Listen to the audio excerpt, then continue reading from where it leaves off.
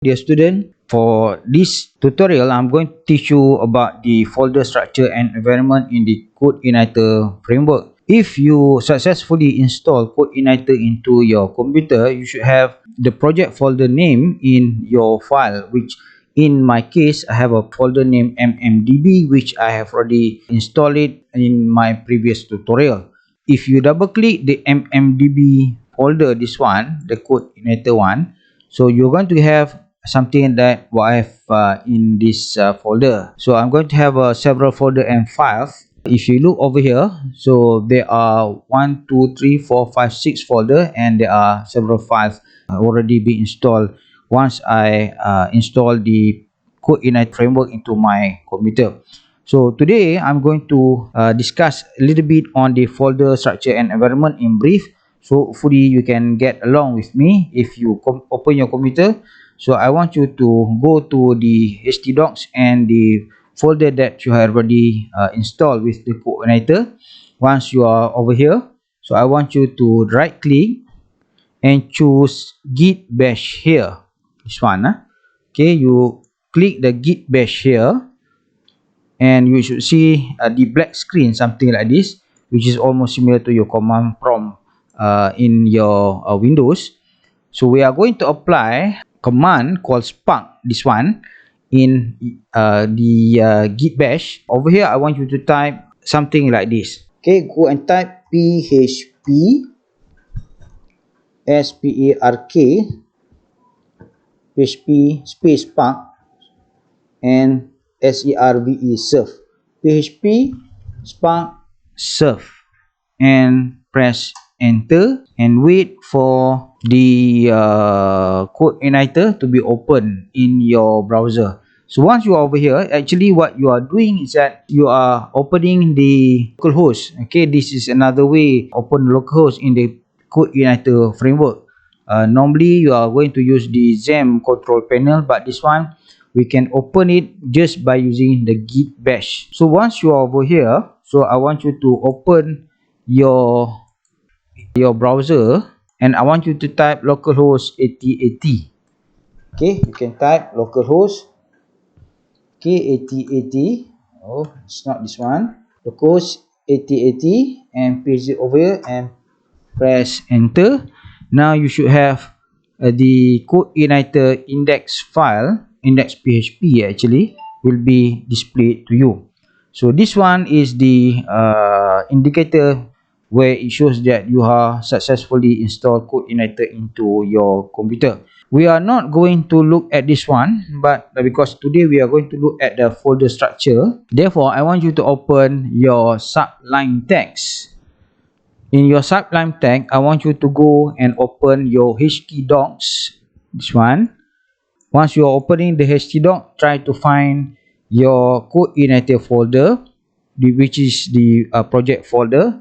In this case is the mmdb.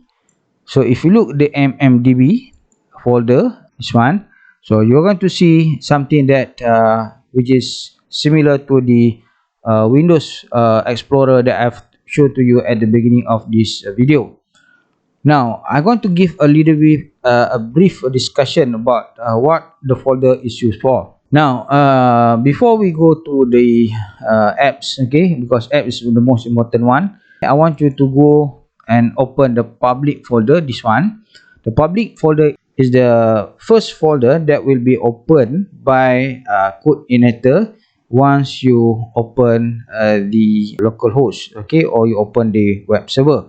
In the public folder, in brief, what this public folder is used for is to save the asset. Okay, if you have images, you have CSS file, you have the JavaScript file, etc., can create folder for that one. For instance, if you want to store all your images, you can create the special folder in public folder and put all your images over there. But the most important folder that we are going to use a lot in the CodeIgniter framework is the app folder. So in the app folder, there are many folders that you can find over here.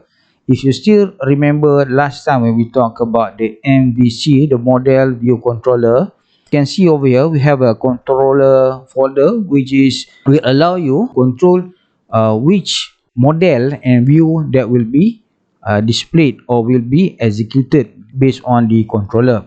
And then we also have the view folder. View folder is, if you still remember, so it is a folder for you to have all your view over here, where you are going is something like a user interface folder. And also we are going to have the model, this one, which is the controller that we are going to deal with the interaction with the database. I'm not going to go in depth yet at this moment, because we have another tutorial for using all the folder that we have in the app. Now I want you to look at the env file, this one. The env file is a file for you to do your configuration towards your system development or your web system development. So this is the file where you are going to use not a lot, but it's very important in order for you to configure all your web system development. For this one, what I want you to do is that, first of all, I want you to duplicate the file and rename the file to another name. I'm not going to do it in my Sublime Text, because my Sublime Text is a free version, so I cannot do it over here. So instead, I'm going to open my window folder, this one. On the mmdb, okay, you are going to have the env file, which is the file for the configuration. I want you to right click, copy and paste, and the env file that you're going to use is, I want you to rename it to become .env. Okay, so this is this one. The .env is actually a configuration file where we are going to use it for this project. For information, env file, if you work in with your team, okay, later on in the collaboration environment where you have more than one developer at the same time, you might have different env file for different developer. I'm going to show you a little bit on how we can configure our project first before we go further in the next tutorial. One, you have the .env, so I want you to open your Sublime Text Backs. I want you to double click the env file. Just click this file. So once it's open, it's already open in your Sublime Text. First of all, I want you to see line 17. In my case, ci.environment is equal to production. This is what I meant. If you look at the bottom, environment is production. I want to change environment to become development. This one. Environment, we change it to become development.